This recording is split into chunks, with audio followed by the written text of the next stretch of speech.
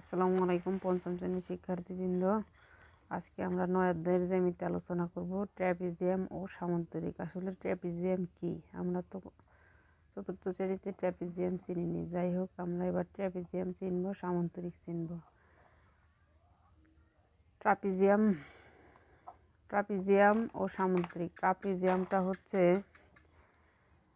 এক প্রকার আয়ত, দুটোই এক প্রকার আয়ত। সামান্তরিকের 4টি বাহুই সমান্তরাল, আর ট্র্যাপিজিয়ামের 2টি বাহু সমান্তরাল। যেমন চিত্রে এটা হচ্ছে একটা ট্রাপিজিয়াম। এই বাহুর দূরত্ব এই বাহুর দূরত্ব সমান, কিন্তু এই বাহুর দূরত্ব সমান নয়। আর এটা হচ্ছে একটা সামান্তরিক। এই সামান্তরিকের বিপরীত বাহু, অর্থাৎ এ বাহু সমান্তরাল এ বাহু সমান্তরাল, সে যত পর্যন্তই যাক, এটা হচ্ছে একটি সমান্তরাল। যাই হোক, আমরা আজকে ট্রাপিজিয়াম ও ট্রাপিজিয়ামের বৈশিষ্ট্য সম্পর্কে জানব। আমরা বিভিন্নভাবে ট্রাপিজিয়ামের চিত্র আর্ট করতে পারি।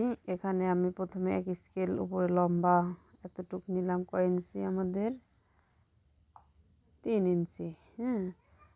আর নিচে নিলাম 6 ইঞ্চি। তাহলে কি হয়, এই যে আমাদের এই মাপটা কিন্তু ঠিক রইল 3 সেন্টিমিটার এক স্কেল বরাবর। তাহলে এটা এটা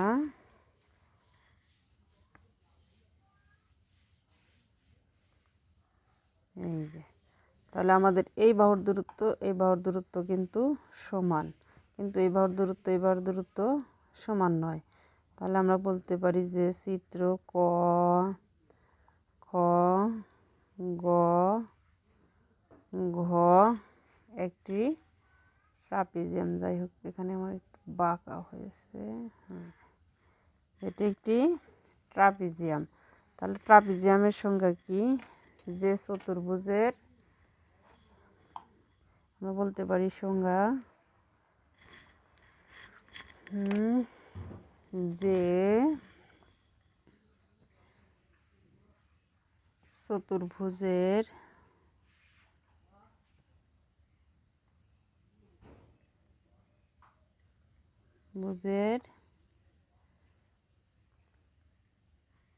বিপরীত বাহুগুলো বিপরীত, দুটি বাহু সমান্তরাল, তাকে ট্রাপিজিয়াম বলে।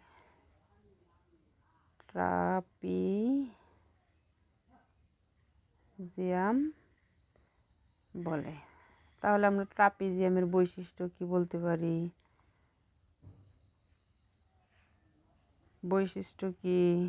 বৈশিষ্ট্য বলতে পারি যে এর দুটি বাহু বা বিপরীত বাহু দুটি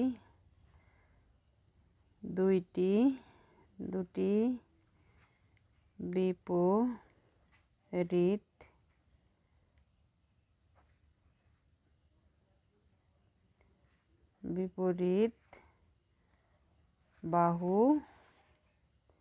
শুধু কিন্তু সমান্তরাল, সমান না, সমান্তরাল, এটা কিন্তু সমান না। কারণ